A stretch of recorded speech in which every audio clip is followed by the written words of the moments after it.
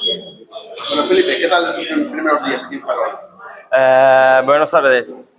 Muy contento, muy feliz con la oportunidad del club. Encantado con la gente, encantado con el ciudad, el club. Creo que esto todo me hace creer que o Parolo puede conseguir grandes cosas.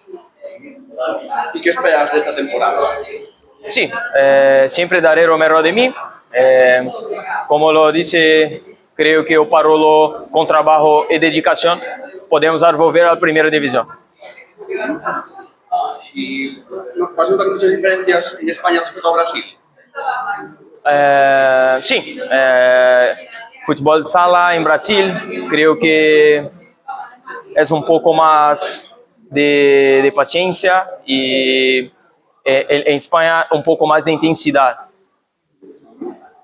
¿Y qué tal estos primeros días con tus compañeros sobre la pista? Como lo dice, estoy encantado con el club, encantado con mis hermanos. Sí, creo que estamos muy bien y con trabajo de galego, de comisión técnica, podemos hacer grandes cosas. Y ya esperando poder debutar este sábado, ¿no? Sí, espero que el gallego y comisión estoy listo.